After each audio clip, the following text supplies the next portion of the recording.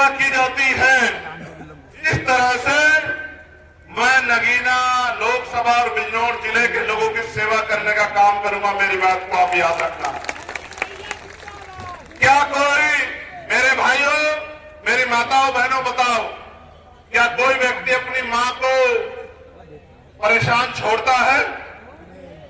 क्या दुख के समय में, परेशानी के समय में मां से मुंह मोड़ता है? तो जब कोई बेटा नहीं मोड़ता तो चंद्रशेखर आजाद नगीना से मुंह मोड़ने वाला नहीं है। मेरी बात को आप याद रखना। मिट्टी का कर्ज इस तरह चुकाऊंगा जिस तरह मां के दूध का कर्ज चुकाया जाता है। मेरी बात को आप लोग याद रखना। कभी आपको अकेला छोड़ के नहीं जाऊंगा। मुझे बहुत सारी बातें आपसे कहनी है। इस देश में हम लोग जो आंदोलन चला है, ये नौजवान संघर्षशील नेता लाठियां खाकर, गोलियां खाकर भी हम लोगों की लड़ाई लड़ रहा है। ये नेता हर हालत में पार्लियामेंट में पहुंचना चाहिए। इस उम्मीद को पूरा देश कर रहा है, यहाँ की जनता कर रही है। उन्होंने चंद्रशेखर आजाद बनकर इस लोकसभा और बिजनौर जिले में दिन रात मेहनत करके ये सैलाब पैदा किया। एक एक साथी को मैं बहुत बहुत धन्यवाद देता हूं। हमारी पार्टी के सभी नेताओं का मैं धन्यवाद करता हूं। मैं चंद्रशेखर आजाद बहुजन समाज में जन्मे सभी संतों, गुरुओं, महापुरुषों को नमन करता हूं। और नमन इसलिए करता हूं क्योंकि अगर वो महापुरुष नहीं होते तो शायद आज इस मंच पर प्राइमरी स्कूल के एक मास्टर का बैठा चंद्रशेखर आजाद खड़ा नहीं होता और आपके लिए कुर्सियां नहीं लगी होती, बहुजन समाज का मंच नहीं सजा होता। इसलिए मैं महामानव तथागतपुर से लेके संत श्रोमणी सतगुरु रविदास जी महाराज, भगवान वाल्मीकि महाराज, गुरु नानक देव, संत कबीर, राष्ट्रपिता ज्योतिबा फूले, छत्रपति साहू जी महाराज, डॉक्टर बाबा साहब अम्बेडकर, महामना रामस्वरूप वर्मा, संत गाडगे जी महाराज, नारायणा गुरु, बाबू जगदेव प्रसाद कुशवाहा, जननायक कपूरी ठाकुर, संत राम बीए प्रजापति,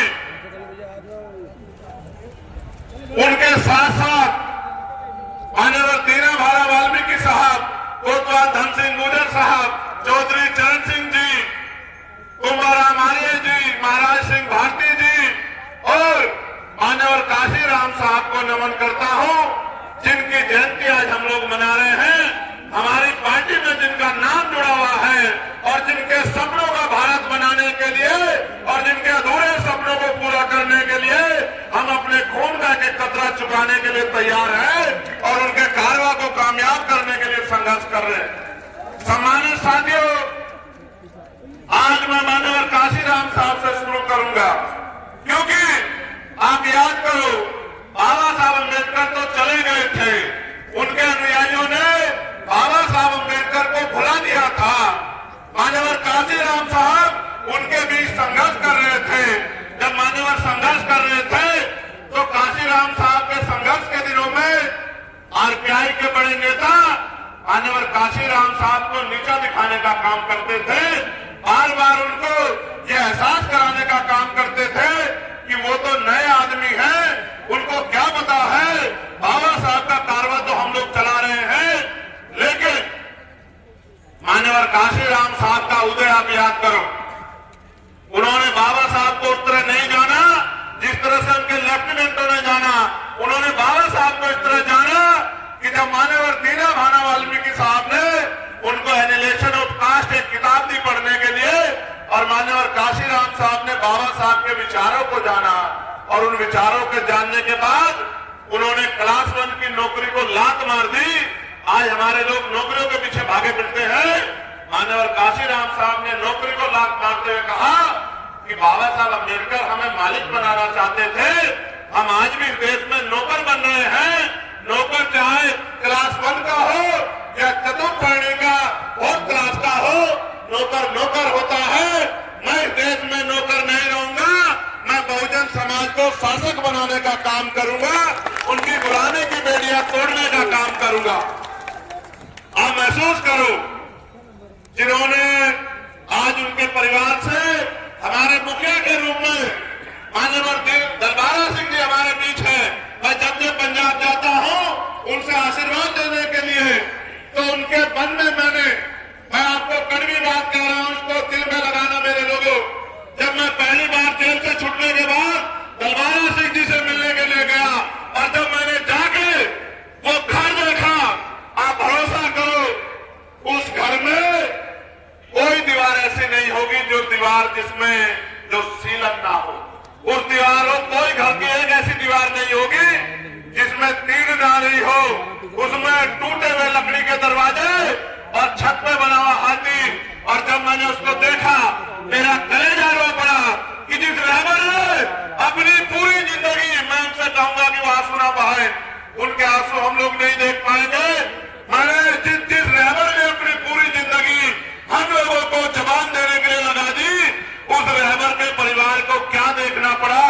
ये बात जब मैंने महसूस की, मेरे दिल में इतनी दर्द महसूस हुआ और मैंने उसी दिन ठान लिया था कि अपने जीते जी मान्यवर काशीराम साहब के अधूरे सपने को पूरा करने के लिए जो भी योगदान होगा हम लोग करने का काम करेंगे, चैन से घर नहीं बैठेंगे।